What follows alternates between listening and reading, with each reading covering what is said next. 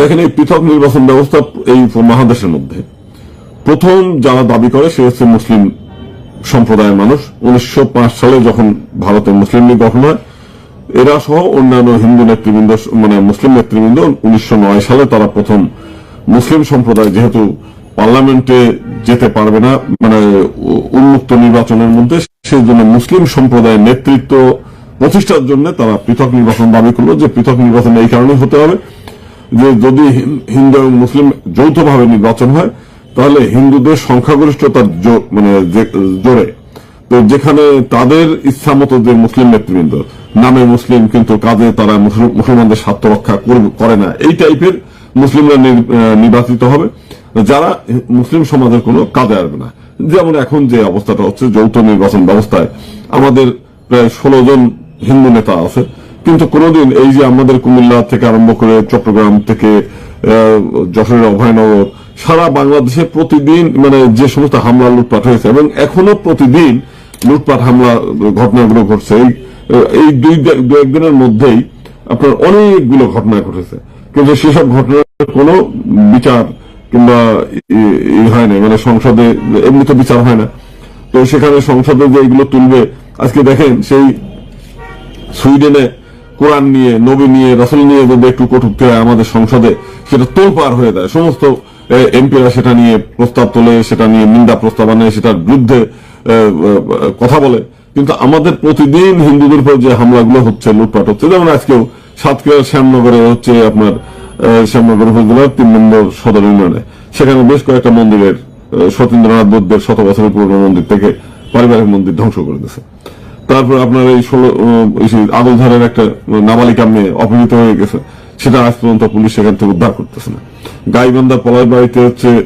রাতের আধারে মন্দিরে ঢুকে প্রতিমা ভাঙচুর একজন আটক করেছে। তারপর এরকম কয়েকদিন আগে সেই একটা মেয়েকে বাসার থেকে ডেকে নিয়ে তাকে ধর্ষণ শেষে হত্যা করেছে এবং এক মুসলিম ছেলে, সেটাও ওই রক্তাক্ত লাশ পাওয়া গেল হচ্ছে মানে নির্মাণাধীন ভবনের উপরে। তারপরে আরো গেল হচ্ছে বহু জায়গায় এরকম, প্রত্যেক জায়গায় প্রতিদিনই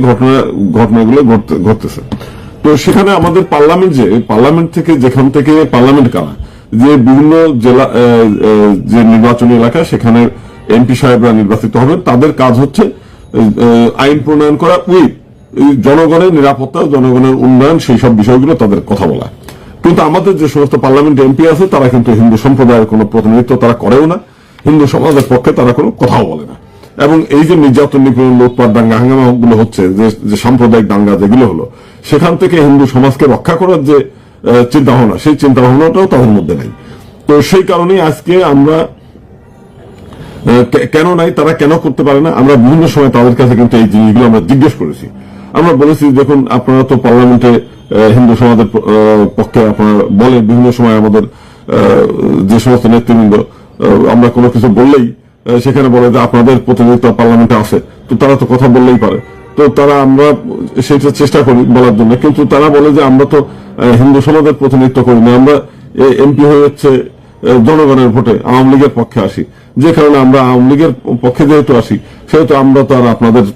এই কথা বলতে পারবো না। তো এই হলো মূলত হচ্ছে এমপিদের বক্তব্য। তো সেই কারণে আমরা বলছি ঠিক একই কথাগুলো মানে মুসলিম লীগও তখন বলছে। মুসলিম লীগ তখন যখন এই ঘটনাগুলো ঘটে তখন বলছে যে হিন্দুদের ভোটে যখন নির্বাচিত হবে, তো হিন্দুদের ভোটে যে নির্বাচন হবে সেই নির্বাচনে যারা আসবে তারা মূলত হিন্দুদের পক্ষেই কথা বলবে, তারা কখনো তারা মুসলিমদের যে স্বাতন্ত্র, সেই স্বাতন্ত্র কথাগুলো তারা বলতে পারবে না। তো সেই বিষয়টা আমরাও চিন্তা করেছি সঠিক, এবং সেই সঠিকটার ব্যাপারে আমরা যে সমস্ত করেছি বিভিন্ন কে বলে আমাদের যারা রাজনীতিবিদ, রাষ্ট্রনীতিবিদ, রাষ্ট্র নিয়ে গবেষণা করে, বিশেষ করে একজন বিখ্যাত ব্রিটিশ রাজনীতিবিদ জন স্টুয়ার্ট মিল, তিনিও বলেছেন যদি সংখ্যালঘু সম্প্রদায়ের প্রতিনিধিত্ব নিশ্চিত করতে হয় তাহলে সে অবস্থায় প্রথমতই আপনাদের পৃথক নির্বাচনের ভিত্তিতে তাদেরকে পার্লামেন্টে নিয়ে যেতে হবে। যদি পৃথক নির্বাচনের ভিত্তিতে পার্লামেন্টে না নেওয়া যায় তাহলে যে এমপিরা থাকবে তারা পার্লামেন্টে কথা বলতে পারবে না। এখন যদি বলেন তাহলে সেটা কেমনে হবে এবং তাদের এটা হবে কেমন করে? আপনারা জানেন যে 1909 সালে মুসলিম লীগ এই পৃথক নির্বাচন প্রথা দাবি করেছিল এবং 1919 সালের ভারত শাসন আইনে। ব্রিটিশরা তো আপনারা জানেন যে ব্রিটিশরা অত্যন্ত সভ্য একটা জাতি, তারা আইন কানুন বিধিবিধান এবং তারা প্রতিনিধিত্ব নিশ্চিত করার জন্য যদিও তারাও বহু চালাকি চাতুরি করেছে, রাষ্ট্র ক্ষমতা দখল করেছে, রাষ্ট্রকে পরিচালনার জন্য একে অপরের মধ্যে লেলিয়ে দিয়েছে, সে কাজগুলো করেছে, কিন্তু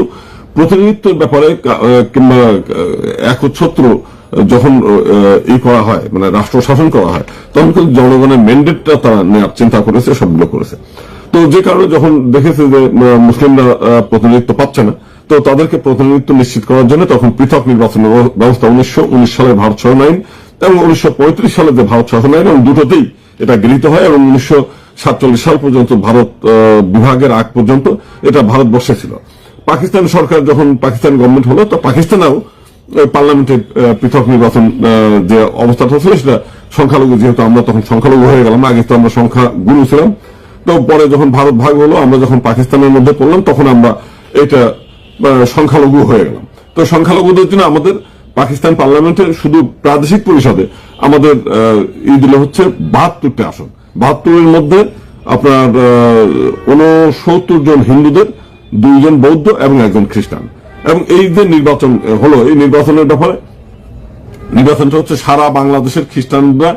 সেখানে 5 জন 10 জন খ্রিস্টান দাঁড়াবে, সারা বাংলাদেশের খ্রিস্টানরা একজনকে নির্বাচিত করবে ভোট দিয়ে, সরাসরি ভোটে। বৌদ্ধদের ক্ষেত্রে সমতলের বৌদ্ধ এবং হিল ট্যাক্সের বৌদ্ধ দুটো আলাদা সিট করা হলো, যে হিল ট্যাক্সের মধ্যে 5 জন 10 জন বৌদ্ধ দাঁড়াবে, সেখানে 1 জন বৌদ্ধ নির্বাচিত হবে, ওই হিল ট্যাক্সের যে সমস্ত আপনার বৌদ্ধ আছে তারা নির্বাচন করবে, এবং সমতলের যে বৌদ্ধ তাদের জন্য একটা সিট বরাদ্দ থাকলো, তারা সারা বাংলাদেশের সমতলের বৌদ্ধরা একজনকে নির্বাচিত করবে। অর্থাৎ এগুলো ভোটের নির্বাচিত, কারো দয়া দাক্ষিণ্যের এমপি না। এখন যেমন মহিলা এমপি আছে, এগুলো দয়া দাক্ষিণ্যে, সেখানে যারা ক্ষমতায় থাকে কিংবা যারা ভাগাভাগি হয়, ওই দলের নেতা যার ভালো মনে করবে তাকে নিয়ে যায়, সেখানে জনগণের প্রত্যক্ষ ভোট থাকে না, যার কারণে ওই যারা তদবিরবাজ, যারা লেজু মানে কি বলে তেলবাজ, এবং যারা সুযোগ সুবিধা দিতে পারে, বিভিন্ন ধরনের নৈতিক অনৈতিক সুযোগ সুবিধা কেন্দ্রীয় নেতাদের, তারাই এমপি হয়। এবং যে কারণে এই এমপি গুলো আপনি দেখবেন যেটা হচ্ছে পার্লামেন্টে যায় এক ধরনের অলংকারের মতো, এরা কিন্তু খুব একটা ভালো ভূমিকা রাখে তা না। এমনও দেখেছি যে একজন এমপি সাহেব সে মানে লিখিত বক্তব্য পাঠ করতে পারতেছে না, এরকম। আবার দেখেন কিছু গায়ক আছে, কিছু মানে তোষামতকারী দলীয় নেতার খুব বাহবা দেয়, এইরকম কিছু লোক যারা, এটা তো একটা আইন পরিষদ হতে গেলে সেখানে আইন প্রণয়ন করার মতো জ্ঞান এবং আইন বোঝার মতো জ্ঞান আলাদা লোক ওখানে দরকার, এবং একই সঙ্গে বিভিন্ন পেশাজীবীর লোকজন দরকার। তো সেখানে যারা এমপি হয়ে আসে বেশিরভাগ ক্ষেত্রেই কিন্তু তারা সেই যোগ্যতা সম্পন্ন না। তো সেই কারণে আমরা যেটা বলেছিলাম যে পৃথক নির্বাচন ব্যবস্থা এমন হবে যে আমরা এখন অনেকে বলেছে আমরা 60টি চাইবো না, 50টি চাইবো না, 72টি চাইবো। তো আমরা যেহেতু আমাদের সংখ্যা এখন কমে গেছে, 1954 সালে হিন্দুর সংখ্যা যতটা ছিল, 1974 সালের যে ভোট গণনা সেখানে আমরা দেখেছি আমাদের জনসংখ্যা আমরা কমেছে এবং এই দেশ থেকে অনেকেই চলে গিয়েছে। তো এখন সংখ্যানুপাতে যদি মাইনরিটি হিসেবে ধরা হয় তাহলে 50 জন, আর যদি হিন্দু হিসেবে ধরা হয় তাহলে আমরা মনে করি যে 50 জন আমাদের সংখ্যানুপাতে আমরা 50 জন পাই, এবং মহিলার থেকে আমরা মহিলা যে কোঠা আছে সেখান থেকে 5 জন, গড়ে হচ্ছে আমরা 55 জন আমরা প্রতিনিধিত্ব দাবি করি। এটা হচ্ছে সংখ্যানুপাতে। এবং আপনারা দেখছেন যে সংখ্যানুপাতে যদি আমরা পৃথক নির্বাচন চাই তাহলে আমরা পার্লামেন্টে প্রায় 55 জন এমপি পার্লামেন্টে আমাদের সংখ্যায় যেতে পারবে, কিন্তু যৌথ নির্বাচনে কিন্তু আমাদের দয়া দাক্ষিণের পর্যন্ত সর্বশেষ পর্যন্ত 16 জন আসে, এবং এই 16 জন কিন্তু হিন্দুদের কোনো প্রতিনিধিত্ব করতে পারে না, হিন্দুদের পক্ষে কোনো কথা বলতে পারে না। এই হচ্ছে আমাদের পৃথক নির্বাচন ব্যবস্থা। এবং আমরা চাচ্ছি যে আমাদের সমগ্র বাংলাদেশটাকে যে প্রতি 5 লাখ ভোটে যদি একজন এমপি নির্বাচিত হয়, এরকম প্রতি 5 লাখ হিন্দু সে 1 জেলা মিলেও হতে পারে কিংবা 2 জেলা মিলে হতে পারে, সেই জেলার মধ্যে শত শত আপনার 2, 4 জন, 5 জন, 7 জন যারা ইলেকশনে দাঁড়াবে, সেই ইলেকশনে দাঁড়াইলে তারা হিন্দুরা যাকে ইচ্ছা তাকে ভোট দিবে, সে নির্বাচিত হয়ে আসবে। এই হচ্ছে তারা। এবং এই এমপি গুলো কিন্তু স্বাধীন এবং পাওয়ারফুল এমপি হবে। কেন? যে আপনারা তিনি কিন্তু কারো দয়া দাক্ষিণ্যের এমপি না, কারো কাছে দায়বদ্ধতা না, দায়বদ্ধতা হচ্ছে জনগণের কাছে। এবং আপনারা জানেন যে আজকে এই যে ভাষা শহীদের যে শহীদ দিবস আমরা পালন করি, সেখানে ধীরেন্দ্রনাথ দত্ত তিনি কিন্তু পাকিস্তান পার্লামেন্টে খুব মানে গলায় জোর নিয়ে রাষ্ট্রভাষা বাংলা দাবি করেছিল, এবং তিনি কিন্তু পৃথক নির্বাচনের ভিত্তিতে সংরক্ষিত আসনের এমপি, তিনি কিন্তু আমাদের এই যৌথ নির্বাচনের এমপি ছিলেন না। অর্থাৎ পৃথক নির্বাচনে এমপি হলেও তার পাওয়ার কিন্তু সাধারণ এমপি যারা তাদের সমকক্ষই কোন অংশেই কম না, এই বিষয়টা। এখন এই যে আপনারা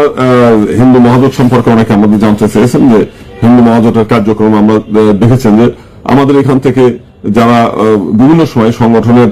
আজকে আমি সেই 2006 সাল থেকে এখন পর্যন্ত এই সংগঠনের হাল ধরে রেখেছি, এবং বাংলাদেশের বিভিন্ন জেলায়, কিছু কিছু জেলা আছে, উত্তরবঙ্গে যেমন কিছু জেলা আছে, প্রতিটি থানায়, প্রতিটি ইউনিয়নে, প্রতিটি ওয়ার্ডে আমাদের কমিটি আছে, এবং ক্ষমতাসীন অনেক রাজনৈতিক দলেরও এত পরিমাণ সেখানে কমিটি নেই এবং এত জনসমর্থন নেই, যেটা আমাদের আছে। আবার কিছু জেলা আছে যেখানে নাম কেউ আসতে, নামে মাত্র সংগঠন, সেখানে কিন্তু আমাদের খুব ভালো পজিশন নেই, কিন্তু বাংলাদেশের 64 জেলাতেই আমাদের লোকজন আছে কম বেশি। তো এইটা আমরা চেষ্টা করেছি যে খুব অল্প সময়ের মধ্যে আগামী নির্বাচনের আগেই প্রত্যেকটি জেলা কমিটি, থানা committee, union committee, word committee থেকে পৌর কমিটি এবং যে আপনার মহানগর যে কমিটিগুলো, সব কমিটিগুলো ঢেলে সাজানোর জন্য, এবং আমরা খুব তাড়াতাড়ি চিঠি দিয়ে নির্দেশ জানাবো যে যেখানে যেখানে কমিটির মেয়াদ